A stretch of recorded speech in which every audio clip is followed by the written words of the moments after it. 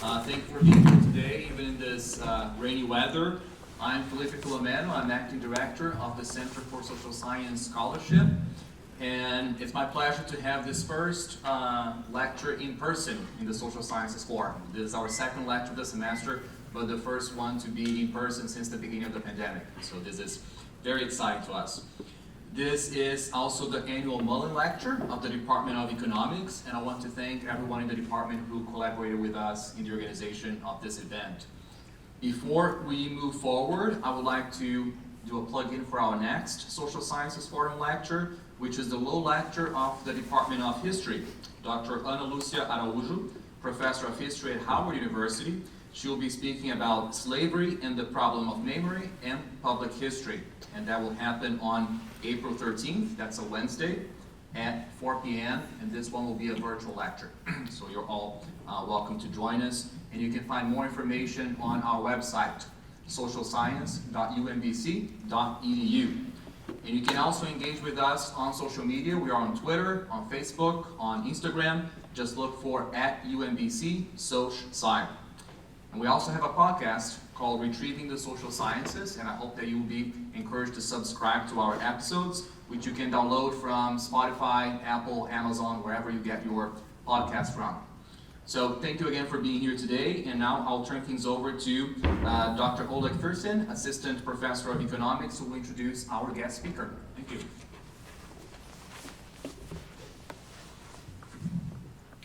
Hello everyone, so thank you for joining us at this event. I'm Oleg Firsin, I'm an Assistant Professor in the Economics Department, and I'm very happy to introduce our speaker today. Dr. Giovanni Perry is a Professor of Economics at UC Davis. He's a Research Associate at National Bureau of Economic Research and the Founding Director of UC Davis Migration Research Cluster. He's an expert in immigration economics, including such varying topics as labor market effect of immigration, migration and political outcomes, climate change-related migration, migration and crime, migration and trade, and the list can go on. Dr. Perry's work has appeared in numerous authoritative academic journals, including American Economic Review, Review of Economic Studies, Review of Economics and Statistics, Journal of International Economics, and many others. In fact, according to Research Papers in Economics Index, he is the second most cited migration economist, behind George Borjas, and George Borjas had quite a few years of a head start. So Dr. Perry is on the editorial board of several academic journals and the editor of Journal of European Economic Association. In addition to academic research, Dr. Perry has done other migration-related work, such as policy reports for the Brookings Institution. And of course, he's here today to talk to us about economics of migration. So COVID has already delayed this presentation by almost 2 years, so let's not delay it any longer, and let's welcome Professor Giovanni Perry on stage. Thank you. Thank you, Oleg. Thank you, all of you guys, for inviting me, for having me here. It's a great pleasure to be here. And yeah, finally, I get to be here. So sorry, let me move this a second because I have to go up and down there. Okay, so I will be talking about the economic value and the economics of immigration, which is a big topic. And I'm going to do it first showing you a couple of images and then talking about some facts. So the US has had a history of immigration that goes back 150 years. The US has been a country that has received immigrants from all over the world for at least 130. I mean, since its very beginning, but since we started measuring this thing, this is the proportion of the US population which is first generation and second generation immigrant. And as you see at the beginning of the 20th century, in the 1900s, almost more than 1/3 of the US population was either foreign-born or children of foreign-born. And then this number goes down significantly after the reform of the 20s, and then it increases back again. But as you see, even today, we're not where the US was 120 years ago in terms of immigrant. The first generation in percentage term is larger, but the second generation is smaller because this has some lag. Not only the US has number of immigrants which represent a large part of its population, but I would say that every time you talk to Americans, part of the narrative of the US has a very strong component that says that the US is a nation of immigrants. The US has or it owes part of its dynamism, strength, economy, population to the fact that over time the immigrants have made the US, and very often is used this word, immigrants have made the US, I think with the reference of also producing, not just have made it as a country, but really have made the things that American have done. And these are some images both from the beginning of the century and of now that will evoke in most of the people a sense that immigrants are such a great part of the US society and economy. If your kids or if you studied in the 70s, you have all heard the big American melting pot song, which is there. But at the same time, the US has also had, together with this narrative that immigrants have built, and we are all immigrants, a narrative in which says that if we could restrict or to an extent eliminate immigration, a lot of problem of the US also will be solved. And again, here I put some images again from the early century in which immigrants are represented as a tide of people who bring anarchy, socialism, mafia, and more recently the idea that a lot of problem linked to US economy comes from too many illegal immigrants, we should deny entry. And so these two aspects of the US relationship with immigration have come. This is, I put it because this was kind of a vignette against Italians, I guess. They were dropping them in the water, particularly cruel. But after I have generated all this strong sentiment, I'm going to bring you to the economics of it. This talk is not about sentiment. This talk is about data, facts, and where I think it is useful to build in order to think about immigration in the US. In fact, before talking about immigration in the US, the talk will be focused on the impact of immigration in the US. I want to talk about some facts of immigration which are really global, which are happening in the world, and I think we should start there to understand how immigration is evolving and what it is. I will also say at several points how a little bit of economics help us understand immigration, who migrates, what are the consequences. I will do an aside on refugees, which are a very different and very particular group of immigrants. Sometimes they are kind of merged, but refugees are people who run away from their countries because of something pretty dramatic and extreme is happening. I will talk about this because many people these days talk about Ukraine and the refugees. I'm happy to expand that talk more, but in the main talk, I will just tell how refugee is a different type of issue and which should be treated in a slightly different way. And then I will talk about why immigration is so important and relevant for the economics of the US. I will talk about where immigrants go, what do they do to jobs, to the economy, to innovation, creativity, to the US population, and then how they generate these very important linkages. And then I will, in the last part, I will talk a little bit about how immigration affects the politics, or what are some research-informed data about immigration and politics. And then a couple of facts, which still are a little preliminary, on how COVID-19 changed migration and why I think going forward some of the impact that COVID-19 had both on immigration and on the US economy will be important to understand where we're going to go after that. So, 5 global facts, I said, okay? So I'm going to tell you 5 things which I think are very important about migration in the world. And then already once you know all of 5 of them, make you think about migration in a certain way, and not maybe in the way that people mostly talk about. So the first is an easy fact, and it's also a fact that you probably know.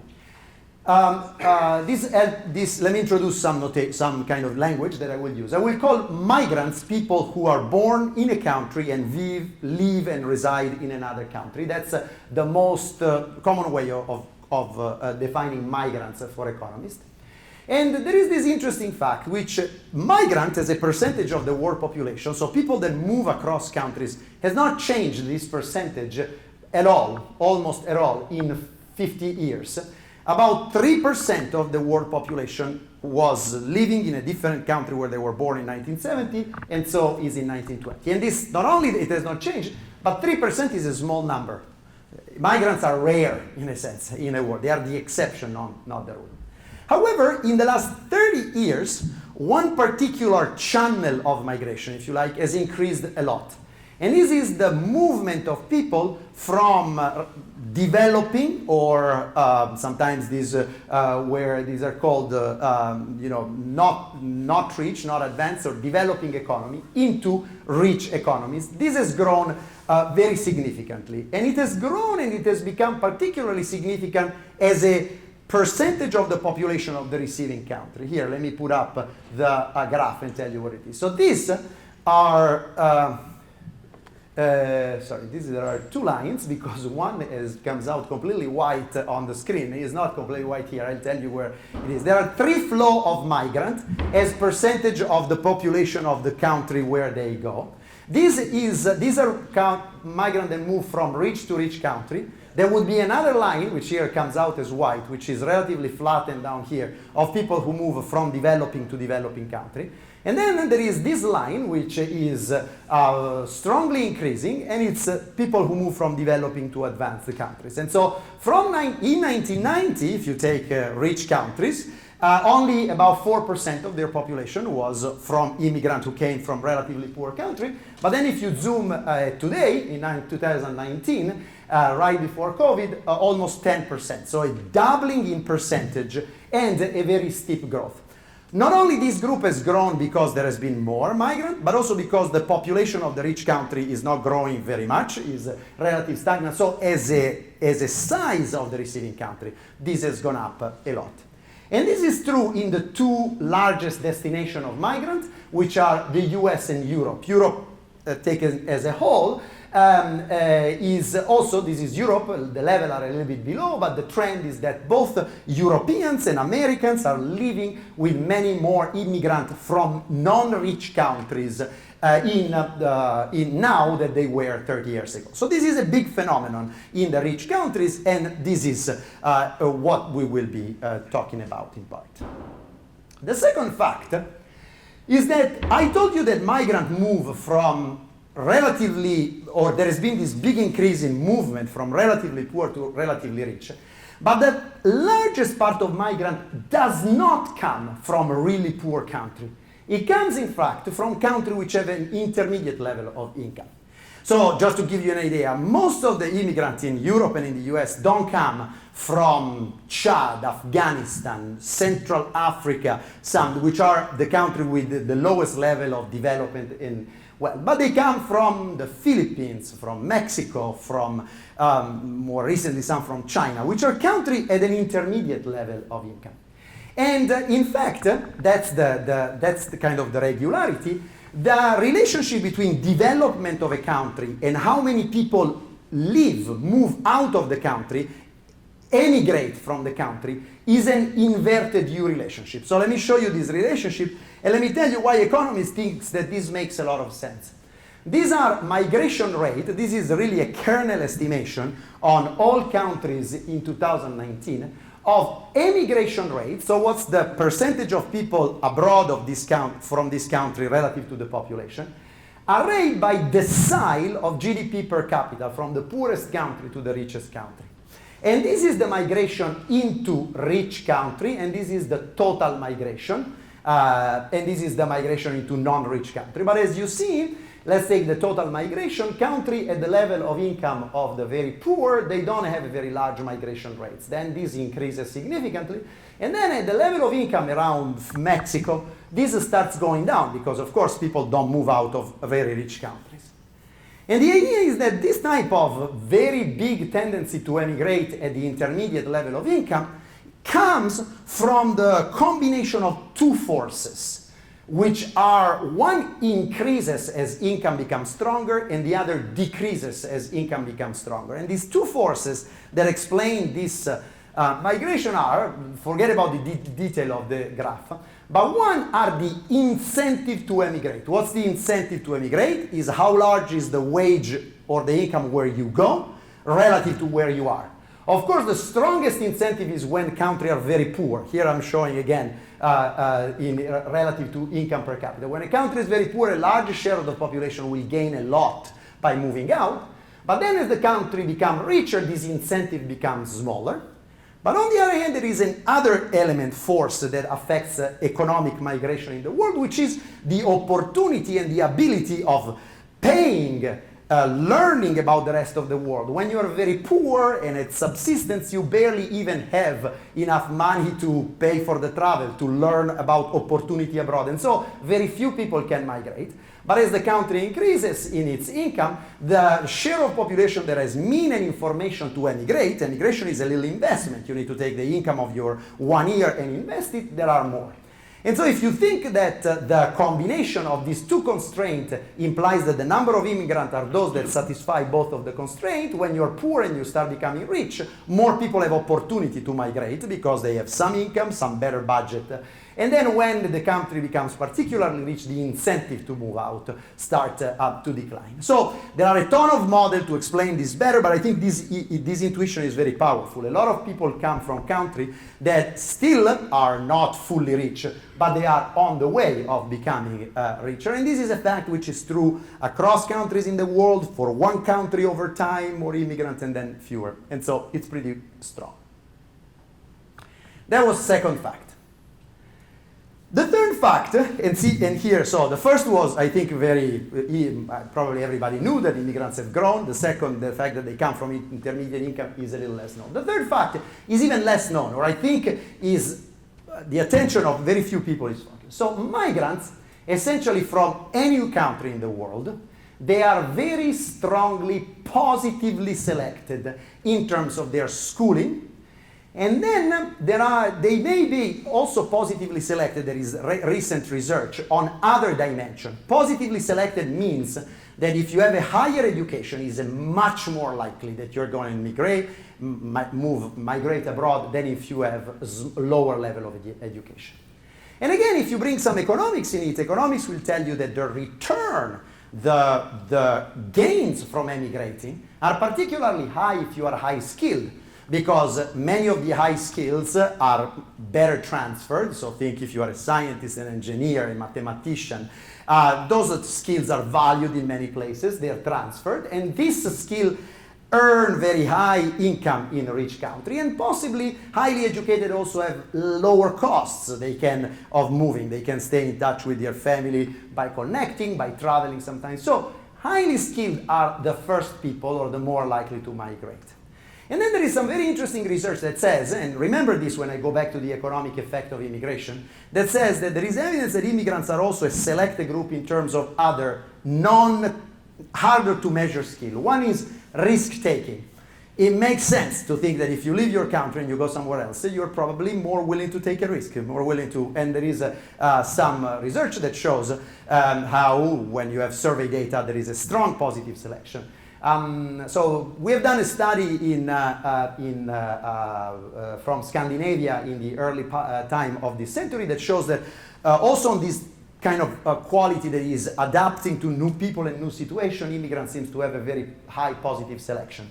There is some other evidence that seems to say that on the health dimension, there is this puzzle of the high health level of immigrants in the US, even those that come from Latin America compared to similar Americans. So there could be positive selection in other dimensions, but the positive selection in education is extremely strong. And here is, again, one representation of this.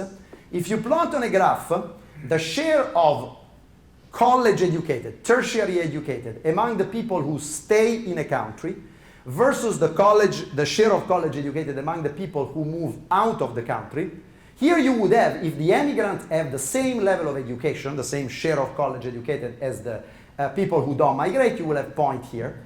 But as you see, you have all point above. And for some countries, the difference in the level of education, in the share of college educated of immigrants and of people who don't immigrate is in an order of 6 or 7 times larger. So India is kind of famous.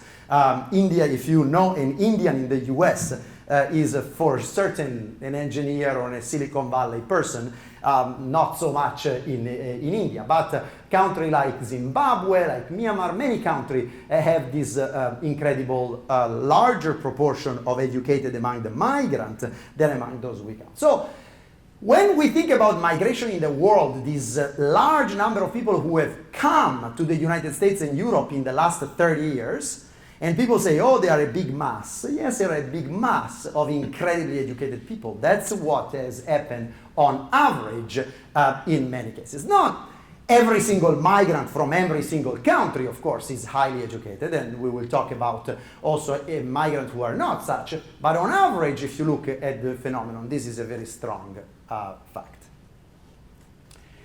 The fourth global fact is that there seems to be one sector in the economy or in society which is extremely globalized. Maybe it's the most globalized, if you maybe leave out actors in Hollywood, which is STEM, science, technology, engineering, and math. And in this sector, the US seems to have a very strong pull, attractive ability on the rest of the world. So people who do technology, engineering, science, math tend to be relatively mobile. And again, if you think of the economics of it, it's logical because the way in which you do differential equation in Korea is the same as you do in the US, so you can transfer those skills relatively well. But and many people, because of the US company and schools, are attracted to the US. This generates a very great innovative and productive potential that goes with these STEM people. And this tends to go in countries where they are attracted. And the US just takes a disproportionate amount of those. And here is the graph. So this is in 2018-19. Again, all these graphs try to take the most recent data before COVID that we could construct this graph on. The share of foreign-born in the US, in the population of the US, was about between 13 and 14%. But among college-educated, more than 16% are foreign-born. Among college-educated who have a STEM degree and are working, more than 22% are foreign-born.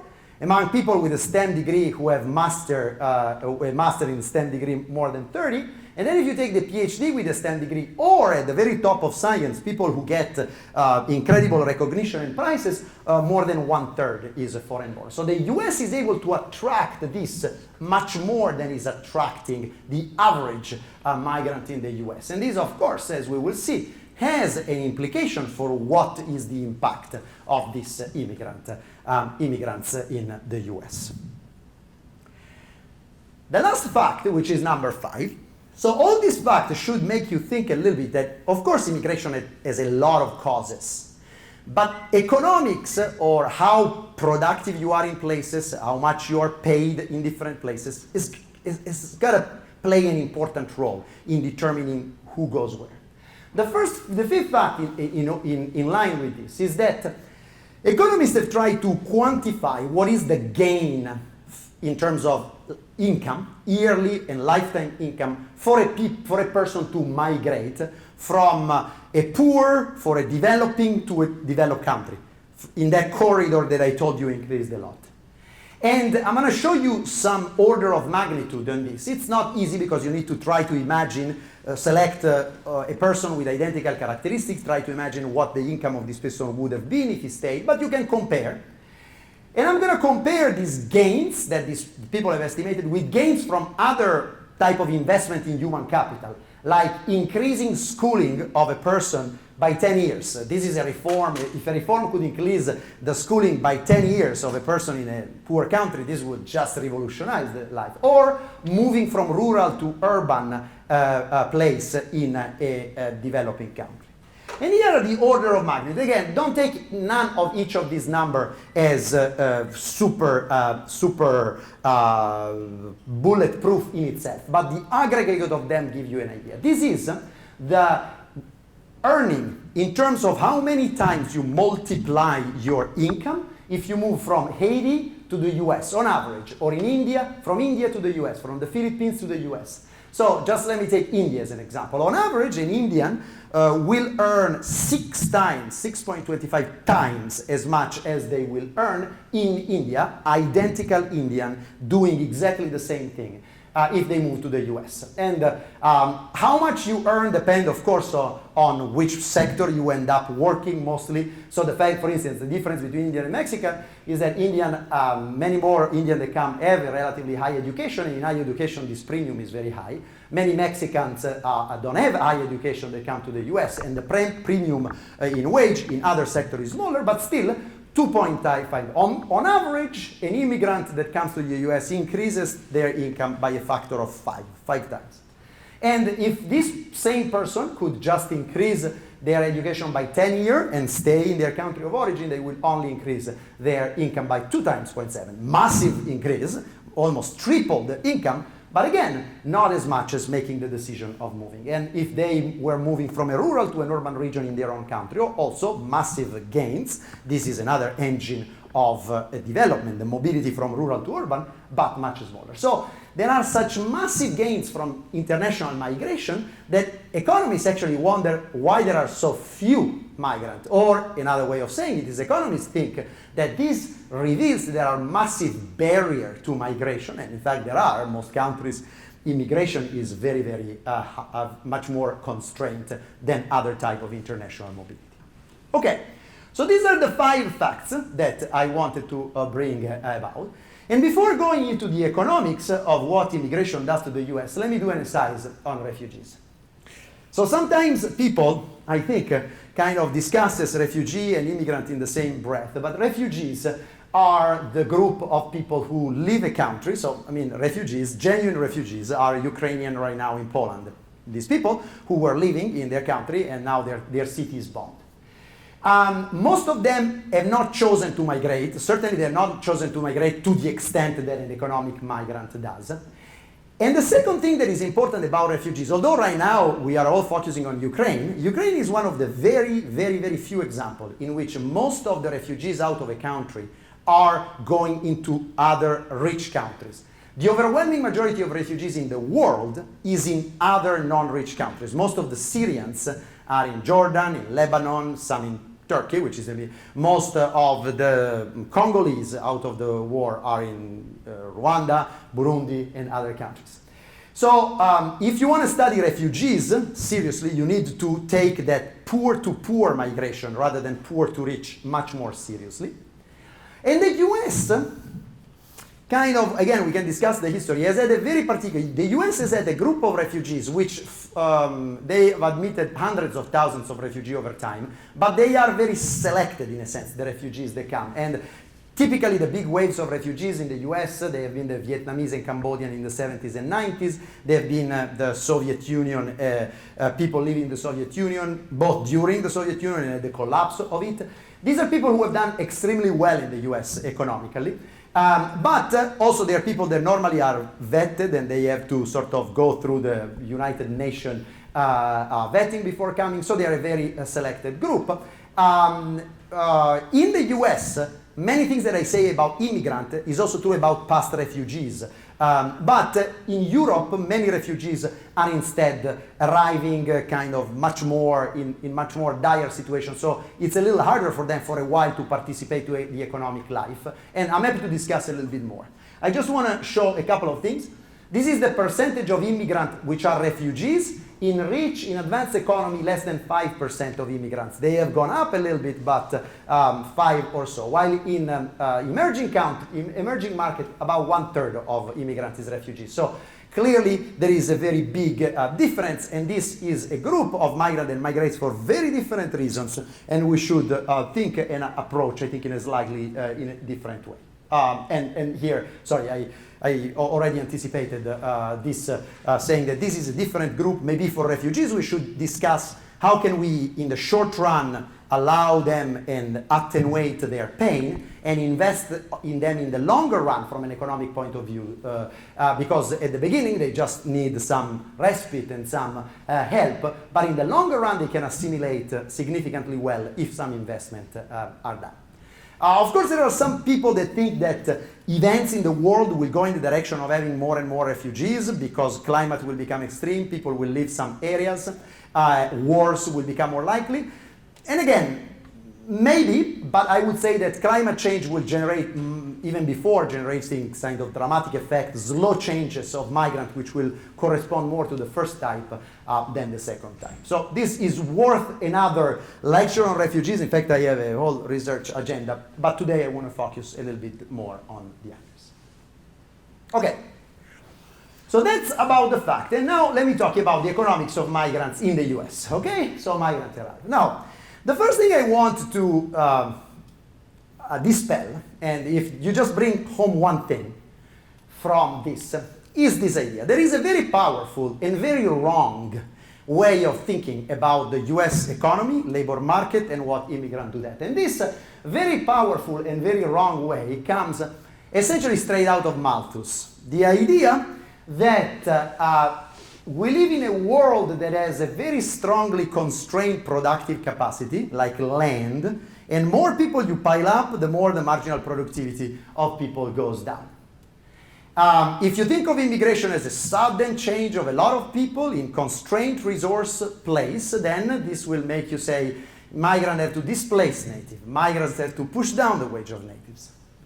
The real understanding of our research, not just in immigration economic, but in growth economic, in trade, in economic geography, is that it's almost the opposite, in fact, which is when you have more skills, more people, more varieties of ability, more idea in a place, close by, more you produce per person, because what matters for our economy is not how much land you produce. Land is not that relevant in production. It is how many ideas you have, how many abilities you have, how more complex is your set of skills. So the way of understanding the effect of immigration is that the economics that you should apply in the labor market is an economic in which skill, ideas, entrepreneurship, creativity, innovation play a key role. And if that's true, more people, and in particular, as I've showed you, out of which a lot of them are also highly educated, this is going to have a massive positive impact on firm, productivity, variety of things.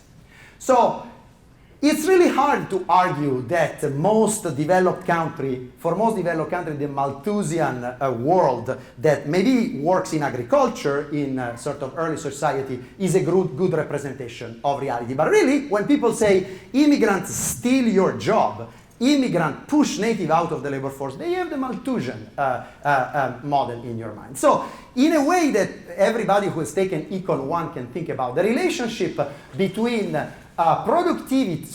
productivity and density of people and employment in a Malthusian world is one in which there is a fixed factor, and as a consequence, when you increase the number of people, immigrants bring a number of workers from here to here, you have to push down the marginal productivity. And this world goes with more crowding, more congestion in production, more competition.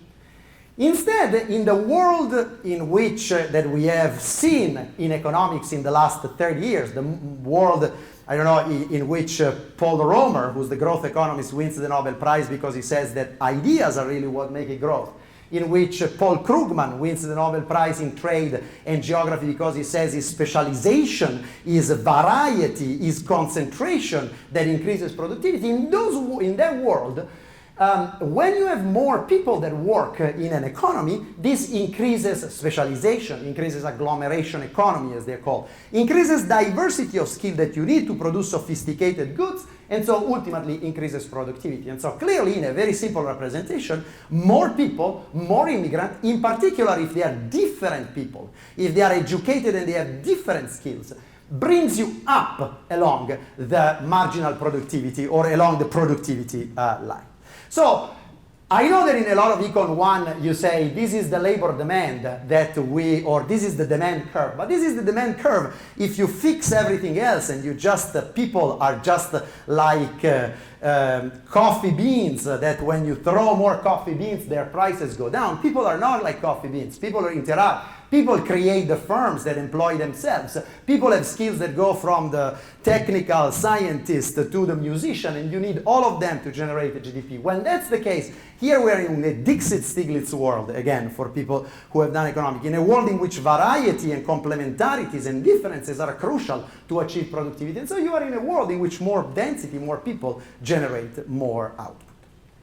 Okay, I just said all of this, so I skip it, but I want to show you some, again, today's talk, I'm not going to bring you down the nitty-gritty of the instrumental variable and causal identification, which is crucial. I'm going to show you more suggestive graph. But when we try to do things causally, and I will mention, we find similar. So remember that, so the Malthusian world says more people, lower productivity, while this agglomeration world says more people, more productivity. This is a plot of the US, all commuting zones, so all labor markets in the US. If you break down the US in a bunch of little labor markets and you plot the density of that labor market, or just the population, versus the per capita wage and income in the labor market, what you get is a very strong and very positive correlation with the big metropolitan areas that are really much more productive than the small sector. And if you take, instead of all just the metropolitan areas and you map them, again, positive relationship. More people, higher productivity, higher wages, higher average wages. And so, immigrants. What do immigrants do to this geography of production in the United States? Well, immigrants, I'm going to show you, they do a lot of things. But the very simplest thing that they do is that, for one, they increase this density. They not only increase the density mechanically, because more people just increase density, but immigrants have a particular higher propensity to go in large and very productive areas.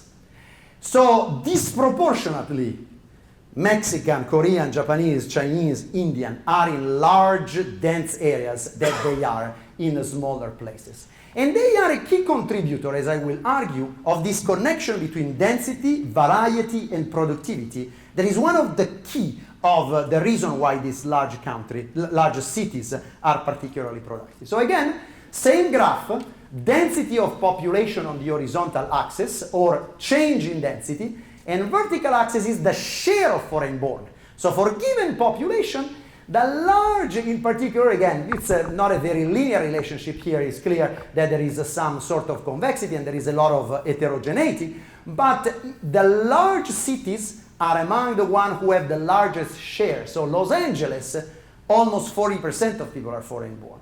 And so, again, in the dimension of where these people go where their productivity of people is highest. Here, this is the level, and this is the change in the last 10 years between the population density of a place and the share of foreign-born. So, foreign-born particularly go in high productivity area. And this is true, again, people have done a lot of work, but if you look at the map of the United States, the dark color are the communities where immigrant share increased more. This is stopped at 2010 because it was written for an earlier paper. And you see that, of course, there are several immigrants in the South and in the West, but, the Chicago, the New York, the DC area, the Atlanta area, those are the places which attract, the Minneapolis area, attract a lot of immigrants and grow the most. And whenever you try to study how wages change in these places, and here is, again, a simple scatter plot of how the increase in immigrant as a share of the population is correlated to the weekly wages increase of native, of US-born American, how this was across this commuting zone, this US area, in the 80s, in the 90s, in the 2000 before the Great Recession, and in the period after the Great Recession. And you see that in every single period, this line is positive. Sometimes very significantly positive. In the most recent period is significantly positive. This beta means that 1% more immigrant increases wage of natives or is associated, 1% more immigrant is associated with a wage of natives, which is 1% higher. So very positive. When you try to take away the fact that immigrants also go in the places which are growing and therefore there is endogeneity in this and there are a bunch of unobserved, you still find either a mild zero relationship or a mild positive, as if that theory that more immigrants go in a place hurt the wage of natives has really very little evidence to support that type of idea. Why? Why are immigrants so correlated with all these positive things? So one reason is that in the labor market, they have different skills, and so they do different jobs relative to native. So one by division of the skill that I find very intuitive, and it's very easy to relate to immigrant, is that think a little bit of the type of job and the type of tasks that people do in production. If you don't have a college education, a lot of the tasks that people do are either manual or communication supervisory. So I will give you some examples. Think of a construction site. In a construction site, there is a worker, a brick layer, or a person, and then there are people who sort of take the project of the engineer and tell them what to do and communicate. So there is a specialization in complex type of tasks in which a lot of people do manual tasks and a lot of people do communication supervision type of tasks. In this dimension, there is a natural kind of specialization. If you look at the data, it's massive. Immigrants who are not very highly educated mostly do manual job, and native who are not highly educated mostly do communication jobs. Among the highly educated, you can take a similar split in which highly educated, if you run a business firm, you need to have the IT specialist, the technologist, and then you need to have the manager, the legal expert. And again here, as I told you before, STEM is where immigrants have a particular specialization. Why does this happen? Well, I mean, if you think of a simple story of comparative advantage, which is what Ricardo taught us 200 years ago, clearly immigrants not speaking very well the language have a comparative advantage in manual tasks when they do things which doesn't require college education. And also because math, technology, and science is easier to transfer across country than the intricacy of managing people and laws, as a consequence, immigrants tend to have a comparative advantage in this. So if you add diversity, and if you assume that this type of jobs are complementary in the sense that you need them, you need a team of them to produce, then more of the immigrants that do this job imply that you need more of the native that do this job, and more of the immigrants doing this job implies that you generate more of the immigrants. This is a way I tried to translate in words, and here I do some example that I will just touch. In which one whole line of research talk about not the competition, but the complementarity between immigrant and native. Of course, there is some competition because some native also do manual job.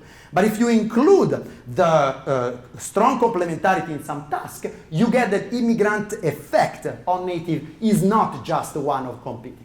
So think, again, here I put some type of sector. Let's take the healthcare. In the healthcare, typically in a clinic, you have a physician, you need nurses. You need nurses which have a step down of specialization and go at home care. You need accountant.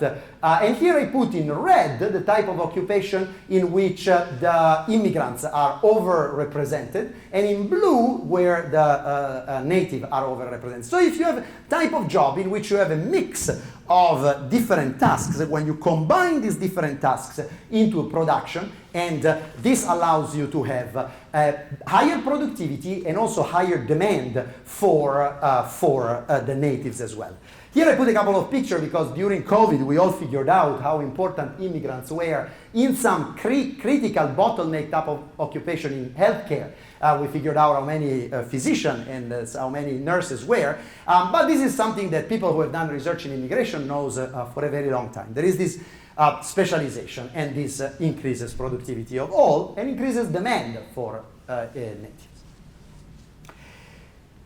So different skills, different type of abilities increase productivity. The second thing that I don't think people have appreciated a lot, but the recent research has brought out in a very strong way, is that immigrants have a much higher entrepreneurship rate than native do in the United States. What is an entrepreneurship rate? Essentially is per 1,000 people the probability that one of them creates a new firm and so creates a new job through that firm. Now, you can ask why. Why is it that immigrants, and I think that, again, selection explains a lot. A lot of the characteristics that make you a good entrepreneur are similar probably to the characteristics that brought you to leave your country to begin with. You are probably less risk averse. You fear change a little bit less. You are a little bit more adaptable. One thing that we didn't know until we had good data on who created firm was, immigrants are entrepreneur, a lot of people said. But they mostly create the mom and pop shop, so the small places. So I thought very interesting, this is a recent paper, I'm going to tell you, describe this, by Pierre Azoulay, co-author, that just came out on the American Economic Insight. This is the entrepreneurship rate of immigrants and of natives. And let me tell you what this says. These are firm created by size. A firm with 1 employee, 3, 10, 32. So from the very small firm to the very large firm. And on the vertical, in the log scale, as you see, is how many immigrants or how many native out of 1,000 people start this type of firm. And if you look at this, first of all, immigrants always have an entrepreneurship rate for any type of size of firm which is above. But the log scale will trick you a little bit. The difference in employment rate between immigrant and native is almost a threefold difference. Again, this is the logarithmic scale that compresses. It's just to show in the same graph also. Of course, there are much fewer people that create a firm with 1,000 plus. And so this is out of 1 million, while this is out of 1,000. But as you see, immigrants tend to create firms at all level of size of the firm at a rate which is about 3 times the one of natives. Of course, if you turn things a little bit on their head, then you say, okay, if these firms that are created by immigrants, of course, employ a lot of natives as well. So in a sense, if you think that the scarce factor in a country is entrepreneurship, having more people who could create, who have ideas, who have initiative, who have risk-taking attitude to create a firm can be the most important thing to generate some other jobs. So in this form, in this way, you see how immigrant can be actually very important in creating and generating jobs. Just out of their entrepreneurial impact, you can estimate that this corresponds to several hundreds of thousands of jobs that are created in firms which are started by natives. So again, go back to Malthus. If the important factor to produce was land, fixed, more people generate less. But if the important factor to produce are idea, entrepreneurship, creating, then more people and more of this kind of people increases really the possibilities of everybody.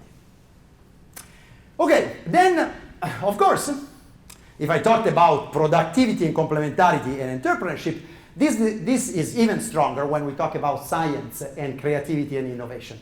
So I already showed you how the US attract a lot of highly educated immigrants.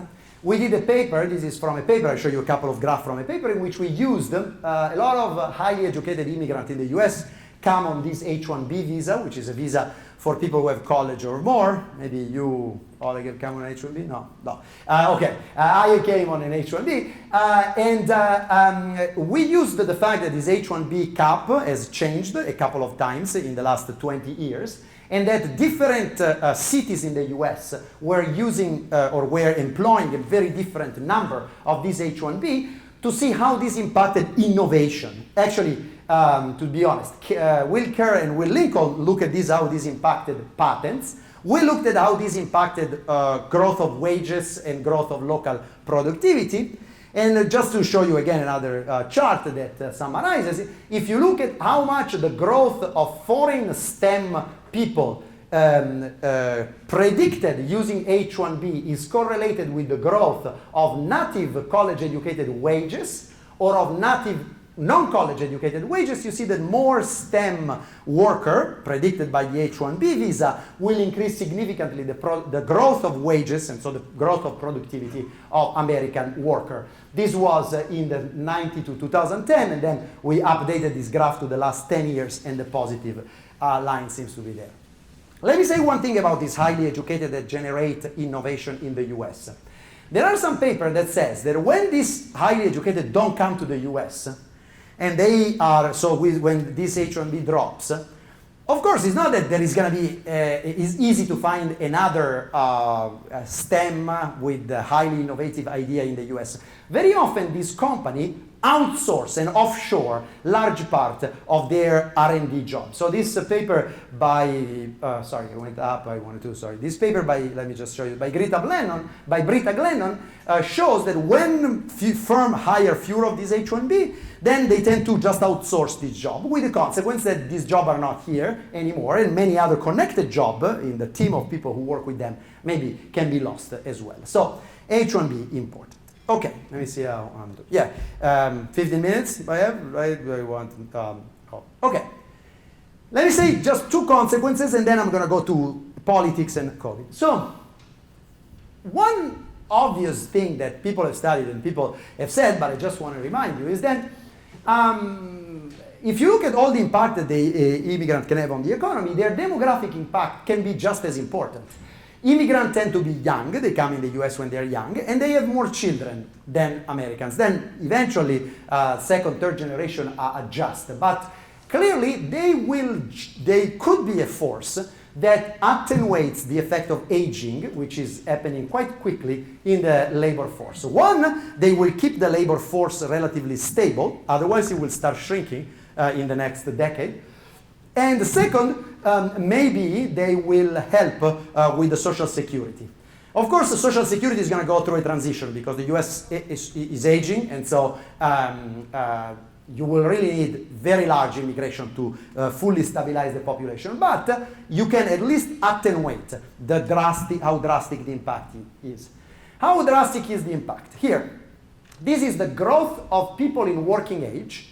And again, sorry, this thing completely misses the lighter, but let me tell you, from the number here you see, decomposed in the contribution of native, which is white, the contribution of immigrant, and the contribution of second generation. So let's take the growth of the labor force or the working age population in the US in the 90s, in the 80s and 90s. The largest part was due to native growing. They were young generation getting into the labor force. Immigrants were also contributing in an important part, and second generation were contributing little. Going towards the 2000, the contribution of native goes smaller, and then, as you can kind of have an intuition here, it becomes negative.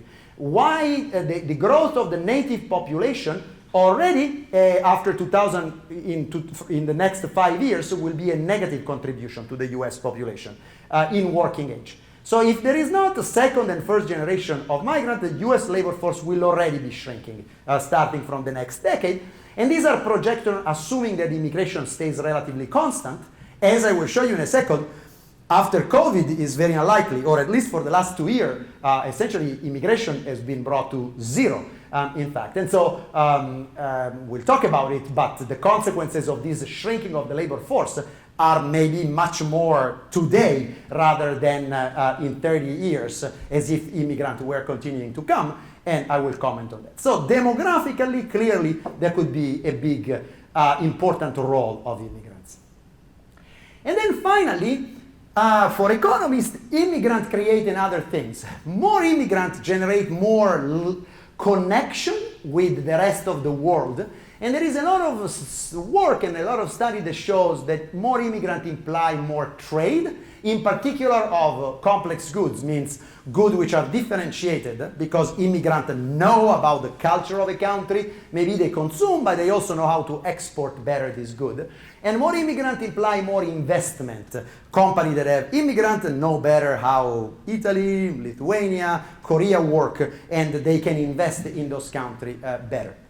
I'm gonna, again, this is just to show a number. These are network connection from migration and from trade, but I want to point that this is the estimate that a lot of work, the consensus for 1% more immigration, that you have the import and export of a country with that country of origin increased by 0.2, 0.3%. There are a lot of studies that use different identification, different methods, but that's the common result. More network of immigrants, larger import and export, larger connection, so more goods, more variety of goods are available, more opportunity to invest, and so on.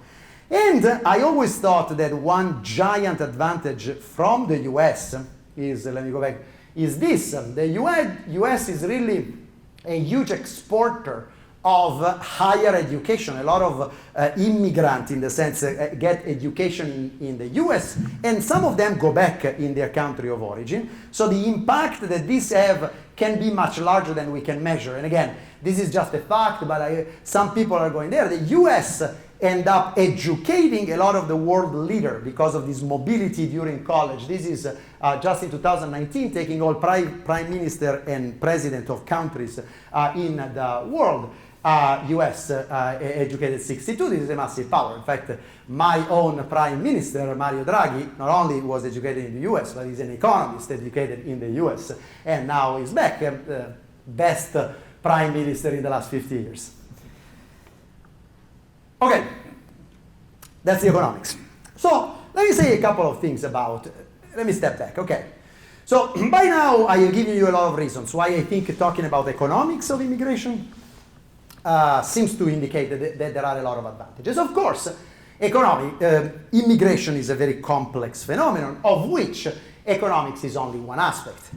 And in fact, for many people, if you talk about, for many people, when you ask them how you feel about immigration, they don't mention their economic worries even as the most important thing. Many people who kind of fear immigration or have a not so positive will cite the fact that there is a cultural difference, that the society with immigrants is not the society that they know, that there is a fear. Of course, in this perception of native about immigration, there is also a lot of misperception. And I think that what I'm going to say here is just the beginning. There is more research that needs to be done on this. But one thing that data scientists and economists and serious people who have done this research have discovered is that people have really widely misperceiving some very basic facts of immigration. And so they start from having so of course this is upon us, I guess, to educate, communicate. So there is there are some recent papers that shows that when you ask people, what's the percentage of immigrants in your country? What do you think is something as basic? And most people normally give a percentage which is 3 times. So I showed you in the US, the percentage of immigrant population is about 13%. Most of the people will say it's about 30% in a country in Europe where those percentages are rarely higher than 10%. And also they will misstate the unemployment rate among immigrants or other things. One thing that people have asked is essentially if more migration is a medicine or is a worsening vis-a-vis the opinion that people have about immigrants. So is it true that people are more pro-immigration where there are a lot of immigrants, or they are more pro-immigration where there are fewer immigrants?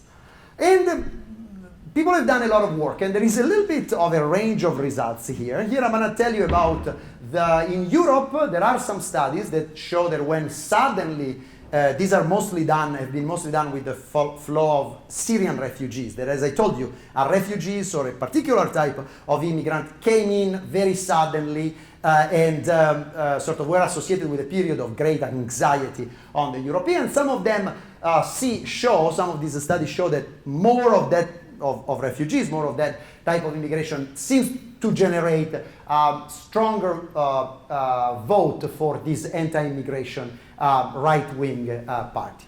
In the US, we recently did a study in which we look at how the vote for Democrat and Republican changes across electoral colleges in response to inflow of immigrants. And it's a very long paper, but to summarize it in one figure, we split immigrants between immigrants who have high skills, so some college or more, and immigrants who have low skills, so less than college. And this is, again, just the correlation after we clean for something with the change in the percentage of vote to the Republican and change in the percentage of high-skilled immigrant, and saying change in the percentage of vote to the Republican and change in the percentage of low-skilled immigrants. And so there seems to be a clear correlation that then when you do instrumental variables seem to be causal, at least part, between more highly educated immigrant and less vote to the Republican, so more vote to the Democrat, while to the contrary, more highly educated, more less educated immigrants seem to be associated, and again, the AV hold through with more vote for the Republican. But there are two things I want to say and qualify. First, in large part, the large cities are the ones that attract both more educated and less educated immigrants. So a lot of the variation maybe is slightly different across the city, but is between cities that attract a lot of immigrants and cities that attract fewer. When you combine the effect of the high skill and the effect of the low skill, the overall effect is that more immigrants are associated with actually more vote to the Democrats. So this is stronger, as you see, and is particularly strong in large cities, and so this is a predominant effect. The second is a lot of this identification is identified, even when you do IV, on some quite small places. And it seems to be true that non-urban, older population with relatively low level of education, I'm talking about Americans, seem to react less positively in general to immigrants. But when you put together the two things, we thought that this, in the end, is not such a bad message, because given that a lot of immigrants go in large metro area, and if you combine the two effects, you get that where more immigrants are, the natives are more pro-immigration.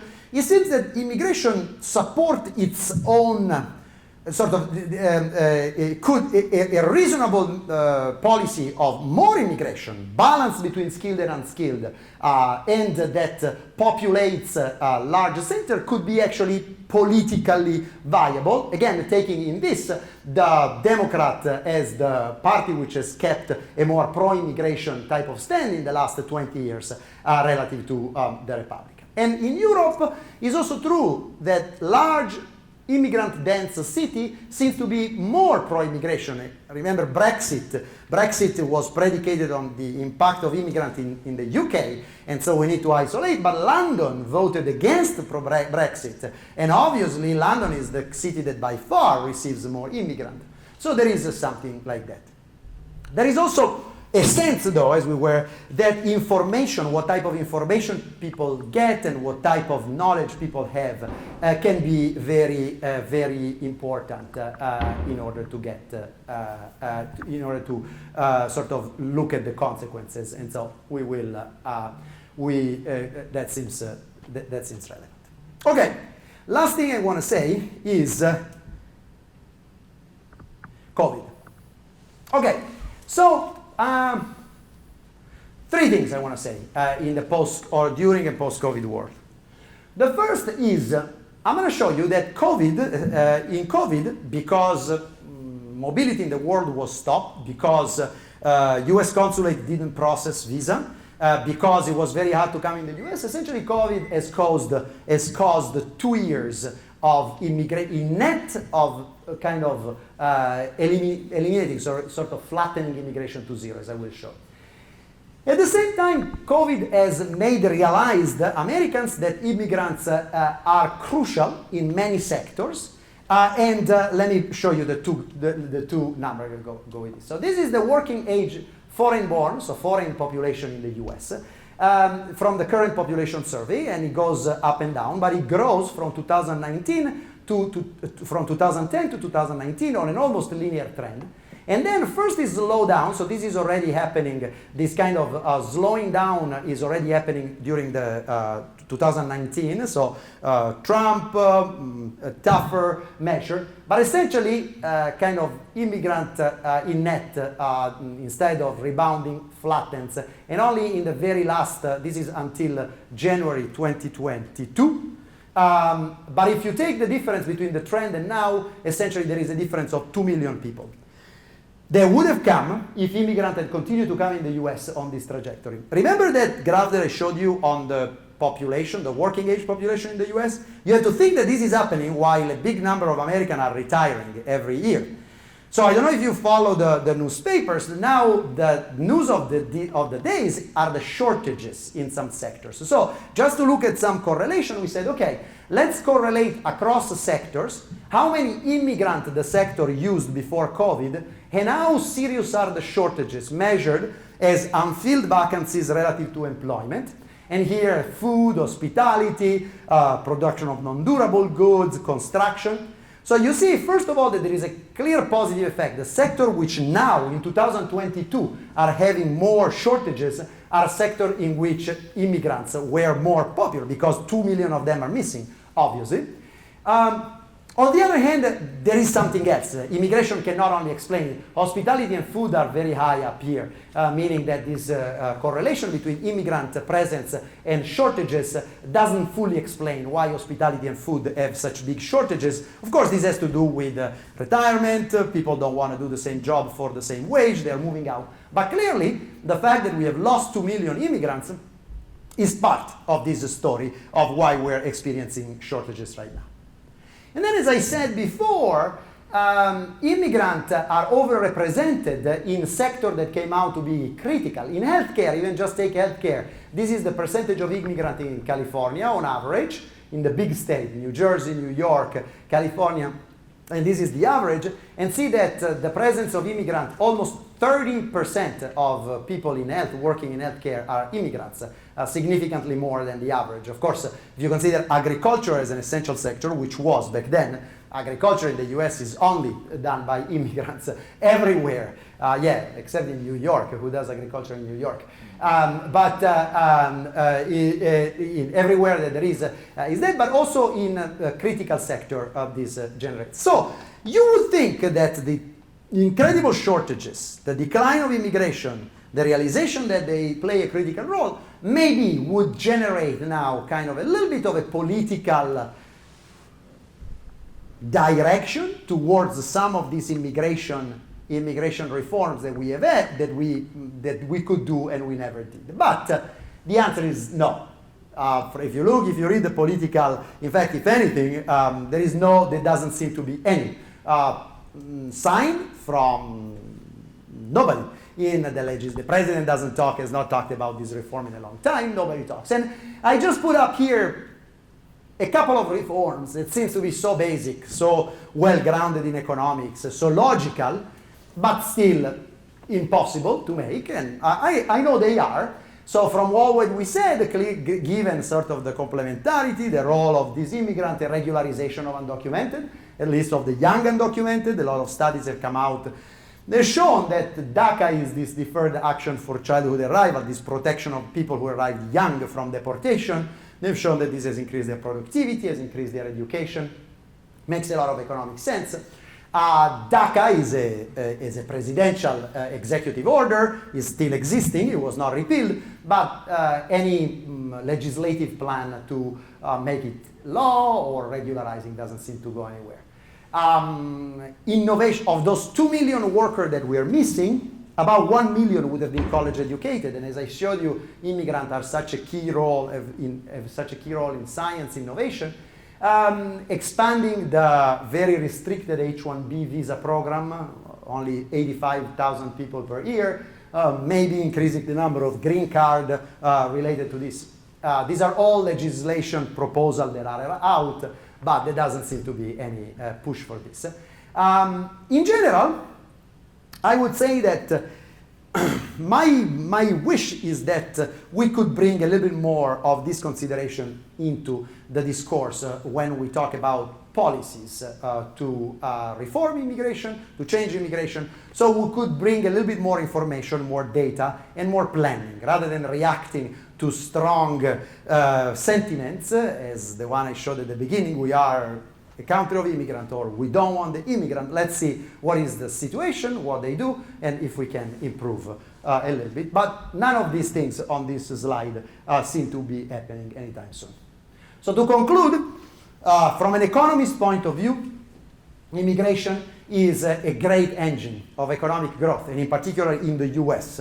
Immigration has been a great engine of economic growth. And in the longer run, especially if you take a little bit of a long run perspective, you clearly see that the benefits from less restrictive, more open and forward-looking immigration policy could be significant, could be important.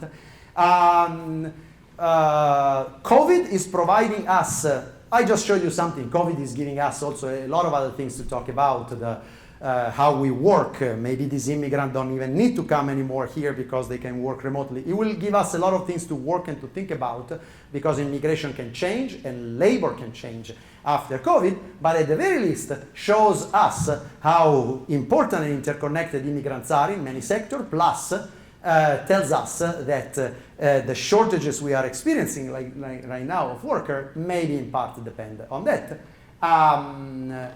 Maybe at some point this will be brought in the debate, but leaving aside the politics of it, I think that from an economic point of view, immigration has been, is, and will continue to be after COVID a crucial economic engine for the US.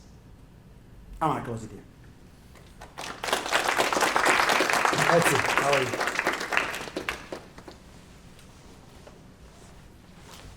So, yes, I am taking questions now for as long as you guys want to do. Yes? You made a strong case that, as you said, immigration is a great engine of economic growth. But I'd like you to comment a bit on potential heterogeneity, both on impacts on natives and differences between immigrants. So following the complementarity substitute argument, I think you could make a strong argument that low-skilled immigrants are complementary to high-skilled natives. If you have cheaper construction, cheaper child care, cheaper health care, that allows higher-skilled natives to be more productive, but that they're substitutes for the native child care workers and construction workers, et cetera. So they might have a negative effect on low-skilled versus high-skilled, and also if that has anything to do with the political disparate. Right. So if you look at, I was trying to make the case that because they really, even among low-skilled, they tend to have a set of jobs and skills and specialization, which is not quite the one of American, that they have a degree of complementarity, also low-skilled immigrant with low-skilled native and high-skilled immigrant with high-skilled native. But certainly, the strongest complementarity effect are across groups. Now, so two things. First, the study that look at the wage and employment impact of low-skilled immigrant on low-skilled native don't find positive effect. Sometimes they find a little bit of a negative effect. If you combine it with the positive effect that high-skilled native have, on average, even low-skilled don't seem to be hurt, and high-skilled seem to be helped. So on net, yes, high-skilled Americans are the one who benefit the most, but low-skilled don't seem to be hurt. They just don't seem to be helped to the same extent. Second, immigration in the US in the last 20 years has been extremely skill intensive.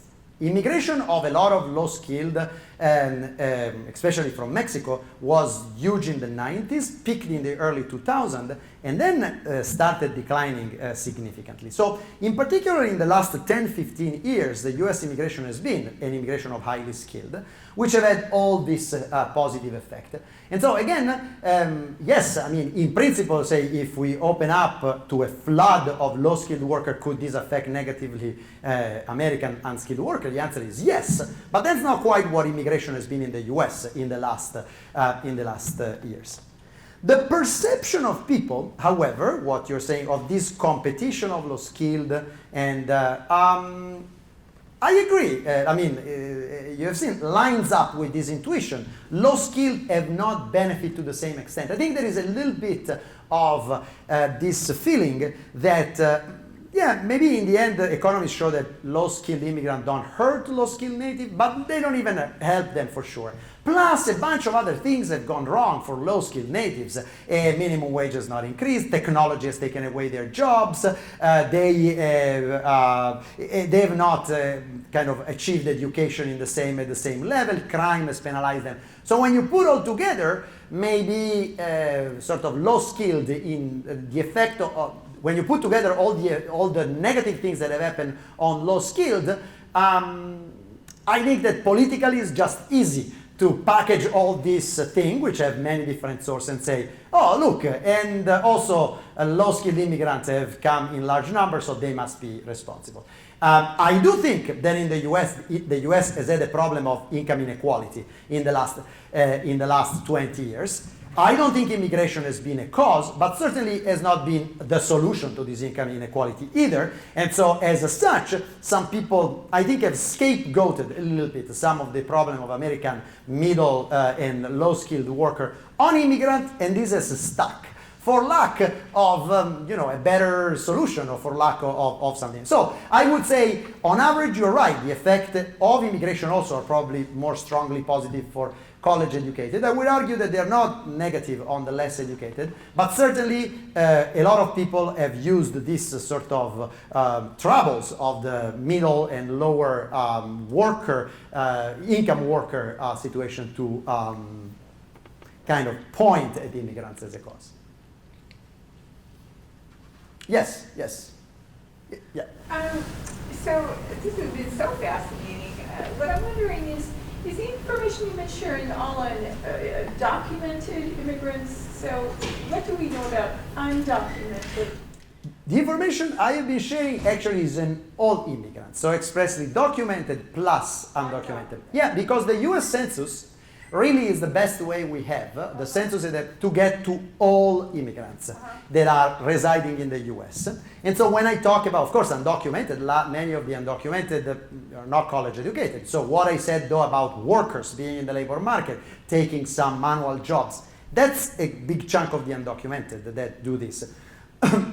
In fact, most of the inflow of non-college educated in the 90s and 2000s were undocumented. We have about 8.5 million of undocumented in our labor. When I was showing their role in healthcare, in agriculture, those are all not all. A lot of them are undocumented. So this data and this analysis, even when we go across countries and we use the census data, we really think that we are hitting all immigrants, including the undocumented. Then, when you do things which are a little bit more sophisticated, then you try to look at, flow of immigrants in a certain period. Then you need to separate documented and undocumented. But this is all immigrants. Can I follow up on Please. one other question, which is, are undocumented workers, though they might have a higher educational level than we might think? That's my personal hunch. Is there people who are highly motivated? Maybe they don't have a college education, but they might have a high school education. And they're motivated to get there. Yes, so that is definitely true. So let me put it this way. In the US, undocumented worker, they don't have very high formal education. Some of them have high school education. What they have is that for given formal education, they have a lot of economic outcome that they have seems to be extremely high in productivity. So you can think, I think the story that is plausible is that, if you're born in a remote rural village in Mexico, you are smart, you're good, you're motivated, but you don't get to go to the finish high school, but you come to the US, but then you're a reliable worker, you work. So the employment rate of undocumented worker in the US is super high, is much higher than similar native. As I said, their productivity, when you can measure it, is extremely high. In some jobs, they are the only one. In agriculture, they're the only one who will have a reliability. When they try to replace American native, don't really want to do those jobs. So yes, they bring in some different human capital that sometimes is not very well measured by schooling. And I was trying to get at that when I was saying that many of them are selected in this non-cognitive. They are more adaptable. They're more entrepreneurial. That's something very true, I think, of all levels of schooling, including a lot of those entrepreneurial immigrants are also sort of not necessarily. Sometimes there are some studies that show that in some states there are less checks, and some people undocumented are more likely to be entrepreneurs because it's hard for them to work. So they have a lot of resources, a lot of resilience for sure, and as a consequence, they have this anomaly of being undocumented. However, they don't have access, right, to any of the support that an American would have. So yes, by all means, I think that they are, for some jobs, they are crucial, and they have been employed as very productive for a very long time. Yes? Part of my question actually follows very much on your response just now. I was thinking about the entrepreneurship charts that you were showing, and I Yes. wondered about the distinction between necessity and opportunity entrepreneurship, and you kind of hinted at that just now, so could you say more about that? Yes. Yeah. So actually, when I introduced the graph, I said that for a very long time, the prevalent theory of entrepreneurs among immigrants was this kind of being excluded from the formal labor market and generating entrepreneurship. That's definitely true for those people that create firms of 1 to 2, 3 employees. And there is a tendency of immigrants in general all over the world. Immigrants are a little bit less of insider in the labor market, so sometimes being entrepreneur is a way for them to generate economic activity for themselves. And so there is a large percentage.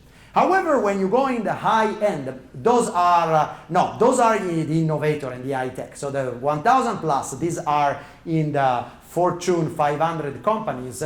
More than half of them are high tech. They are innovative people. And if you look at the founders of Google, Amazon, many of them are foreigners. I think that has more to do with their selection among people who are very creative, very innovative, very entrepreneurial. They certainly could have become just scientists, but they have a tendency. So I think there is a combination of both. Some are entrepreneur, by opportunity, and others are more by vocation. And given this combination, though, they end up creating a lot of companies in the U.S. and both small and large. Yes. Yeah. We seem to be focusing on this, almost your last slide on legal versus illegal or undocumented. Mm-hmm. And your own number, and I've heard higher ones, would put the percent of undocumented at 3-ish%. You're 8.9 or 10 million. Of the U.S. labor force, Right. maybe 4. Right. So in your earlier slide, you're saying 3 or 4% of that slide is undocumented. Yes. Well, I have to reveal here, I work for DHS occasionally, but your policy conclusion slide that I might agree with, but it doesn't really follow, I don't think, that much from your analysis when you aren't breaking out documented versus undocumented. I think you end up saying, well, the undocumented must be like the average we're seeing in the census. And then we would benefit by, that's almost the question, benefit by legalizing the undocumented. So I'm asking, what way do your models actually inform sort of this distinction between, if we could legalize the undocumented, how do your models actually inform it? Okay, yeah, that's a very good question. So I didn't show you any model, in fact, in which I was focusing on the effect of legalization.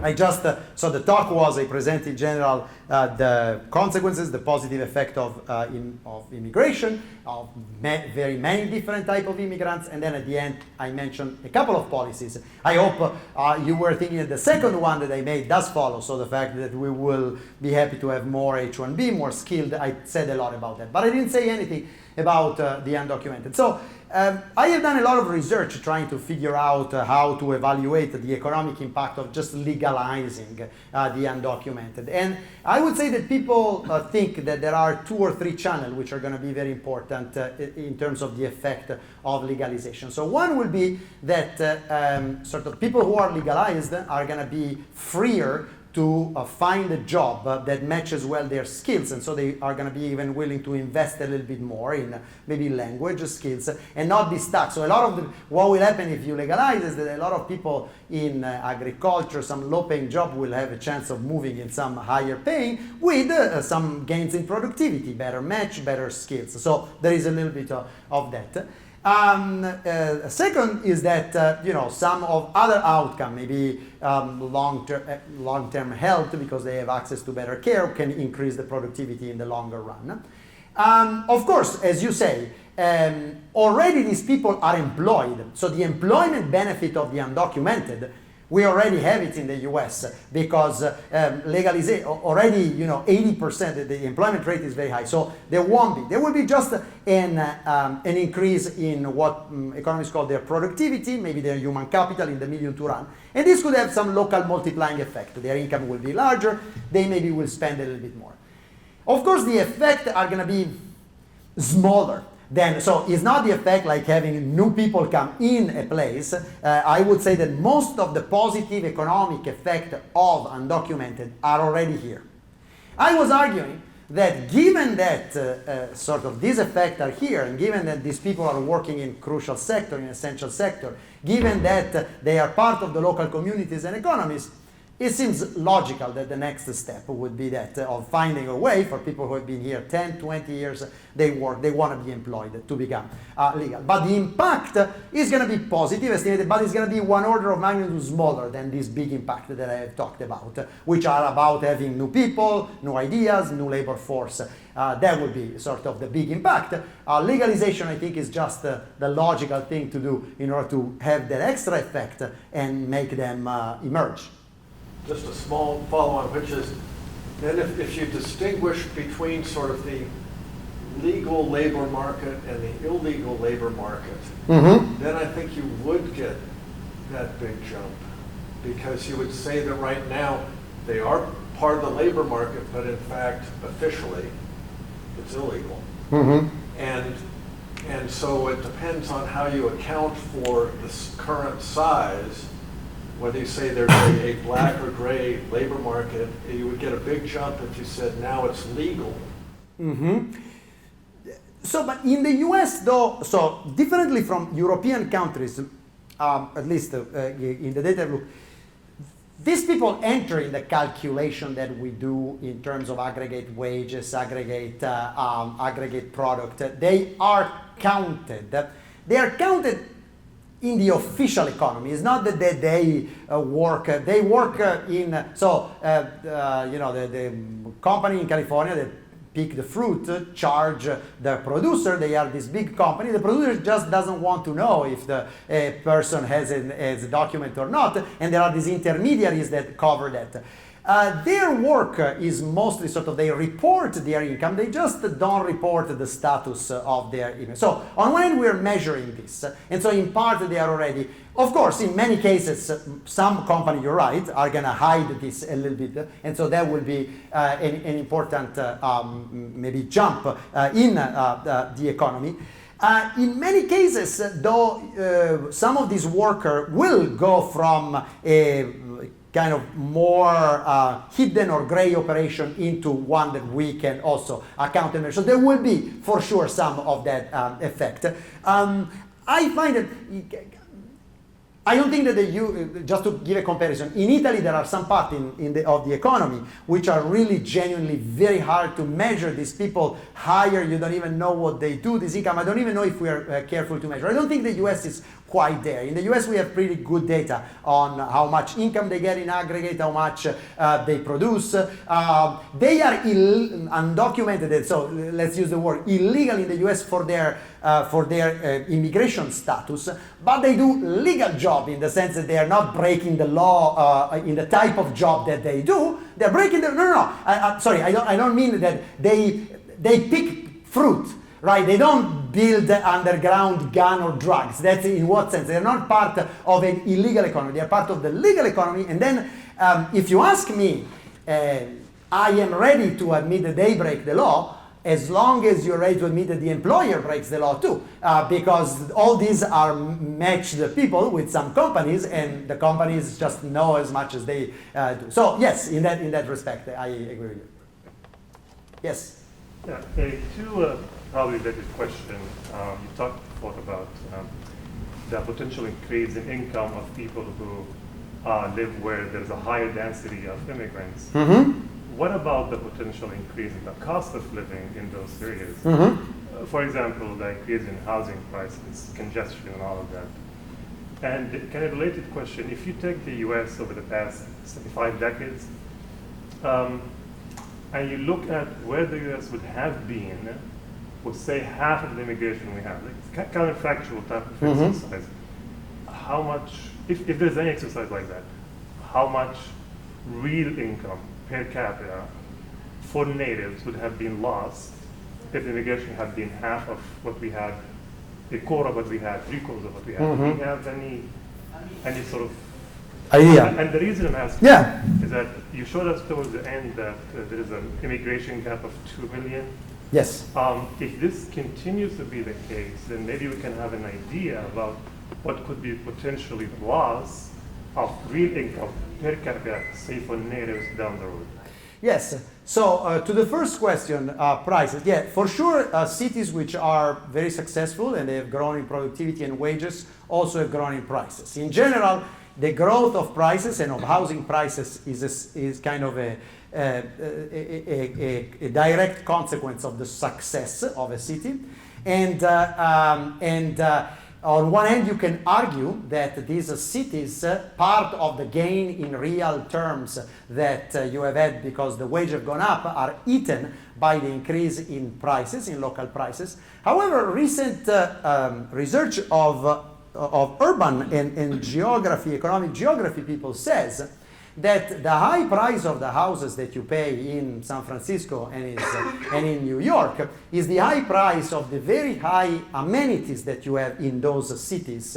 And in fact, the gain of people who live there, even accounting for the price of the houses, has increased. So in the fall, because especially highly educated have continued to go into the city. So if you think that more people generate more density goes also with a lot of better local services like local school, local public transportation, local theater, local variety of restaurants. If people attach a value to this, then essentially how the local value of houses can go up. So I take with you the increasing price of housing is outrageous in some places. I tend to see it more of a sign of the great success of the city, both on the productive side and on the what urban economists call amenity side. The fact that they are still generating a lot of local value and people are willing to continue to come and pay for that because more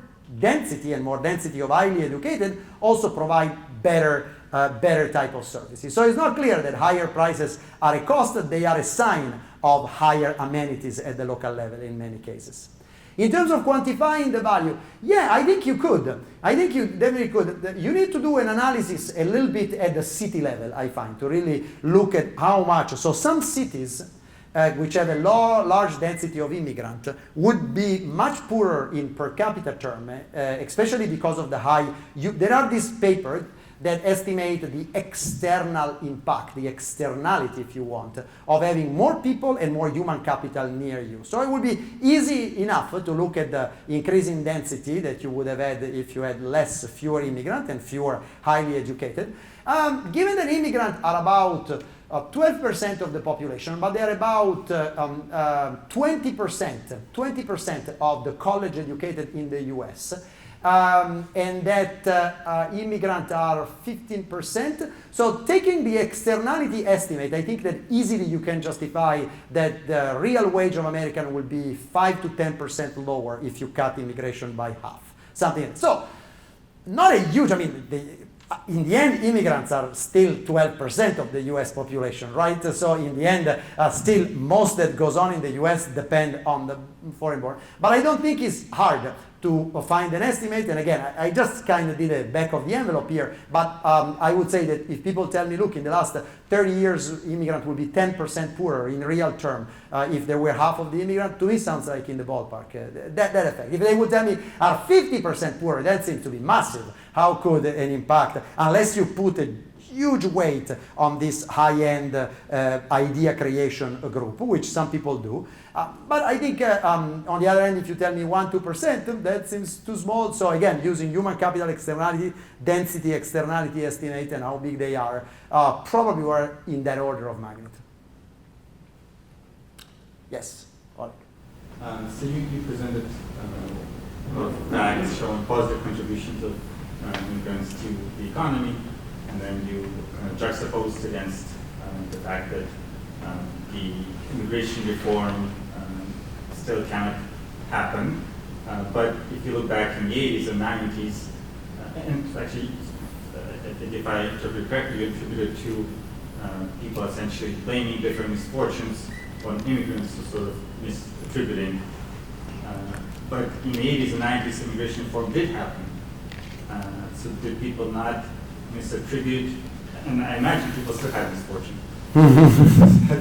People did not misattribute them, or is it that the parties have just become more polarized, where if you're Republican, you're voting against more immigration, if you're Democrat, voting for more immigration, without regard to what is the impact on people in your district? Just like if it's climate change, well, you have to be against it. If you're not against it, but against policies targeting it. If you're one party, you have to be for them if you're the other, and you don't need to be thinking about the economics of it locally. You just have this loyalty now.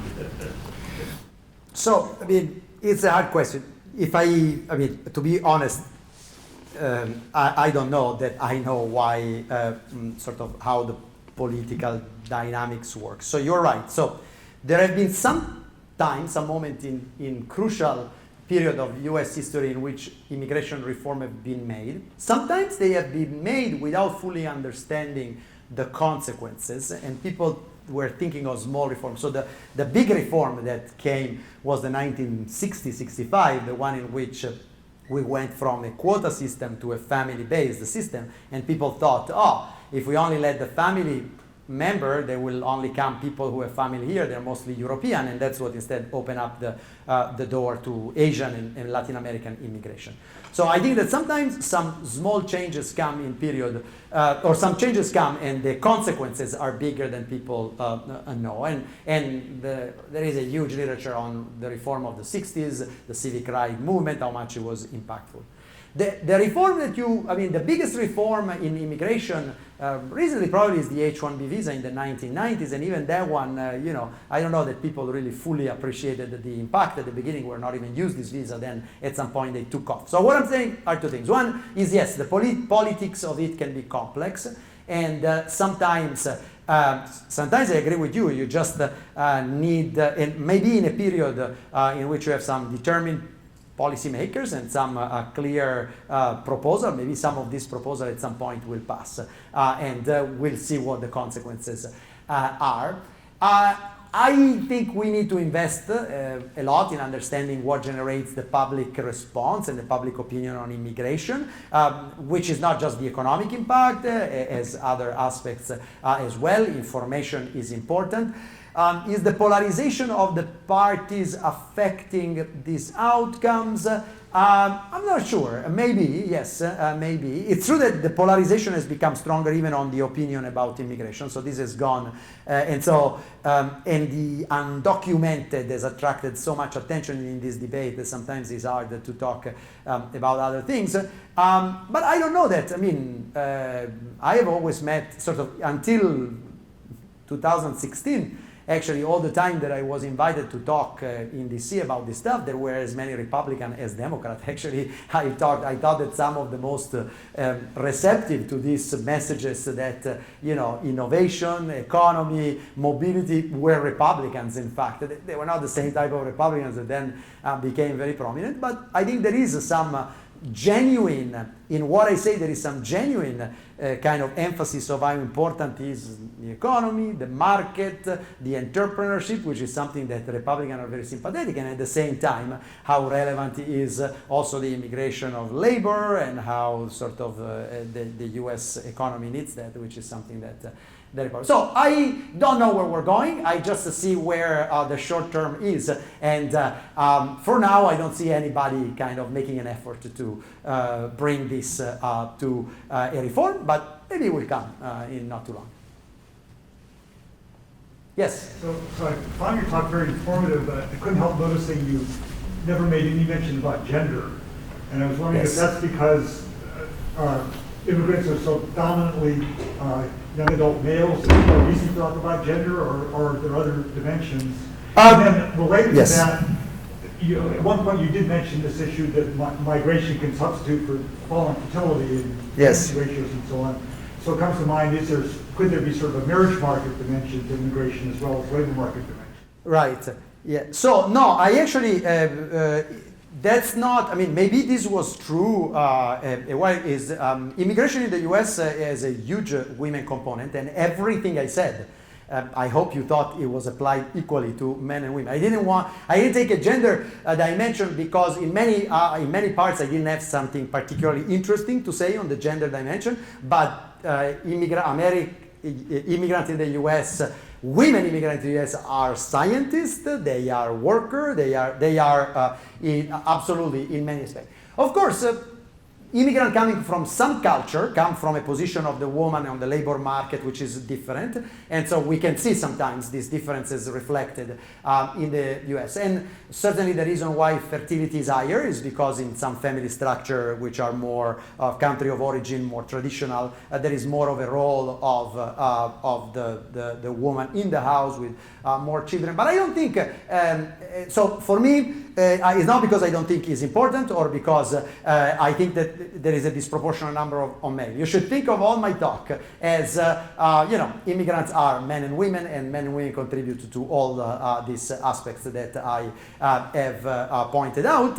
In some job, in some occupation, of course, male is prevalent, and in from some country of origin, there is some characterization. In terms of demographic, so most of the demographic impact coming from they coming here and having more children is not necessarily because they marry. So eventually, immigrants have become, most immigrants have assimilated with native. Their kids marry native in large percentages. That's a dimension sometimes considered of assimilation. I think a lot of people have studied how likely is that an immigrant marries a native as one of the indices of how much immigrant, quote unquote, assimilate, just as is likely to become, to work in the labor market, to speak the language, then the marriage is something. In some niches, I don't know, some other countries are really taking seriously this marriage market. So there is some immigration in, for instance, South Korea, which is specifically for so-called brides, because they have an issue of kind of high male to female ratio in some segment of the population, and immigrant can offset this. In the US, less, or at least people have studied this to a lower extent. But certainly, I married an American, so I came here ultimately sponsored by her, so I'm certainly one example of the marriage market as well. Thank you. All right, thank you guys, my pleasure. Thank you.